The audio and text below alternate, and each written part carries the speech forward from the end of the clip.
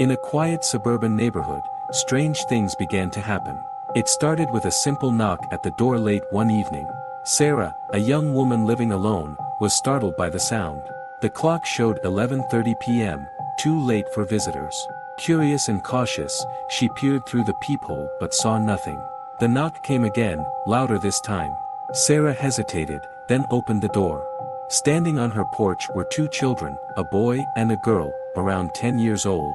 They were dressed oddly, their clothes slightly outdated. But it wasn't their appearance that unnerved Sarah, it was their eyes.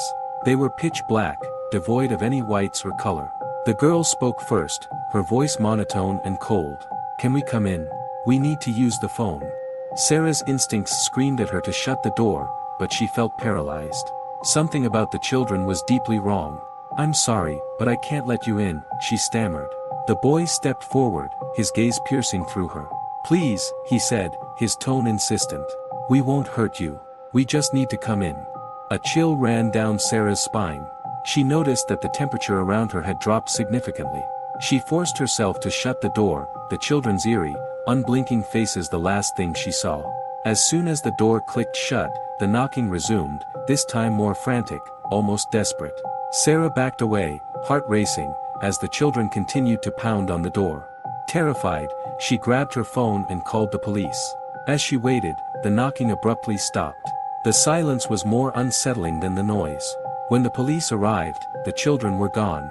The officers searched the area but found nothing, and there were no signs of anyone having been there.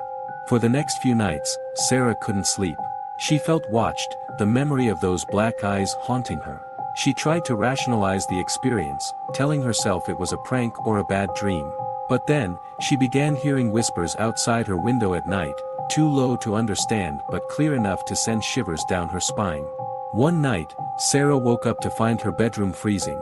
She turned over and gasped. Standing by her bed were the children, their eyes blacker than night, staring at her with an emotionless intensity. "Let us in," they whispered in unison. Sarah screamed, reaching for her bedside lamp, but the light wouldn't turn on. The children stepped closer, and she felt a suffocating coldness envelop her. In a final act of desperation, Sarah lunged for the door, bursting into the hallway. The children didn't follow, but she could feel their presence just behind her. She slammed the bedroom door shut and called a friend, sobbing incoherently. By the time anyone arrived, the children had vanished, leaving behind only a lingering chill and a sense of dread. Sarah moved out shortly after, unable to shake the feeling of being watched. She never saw the black-eyed children again, but their memory stayed with her, a reminder of the night she let them too close. In the quiet hours of the night, she sometimes wonders if they'll find her again, knocking on her door, waiting for her to let them in.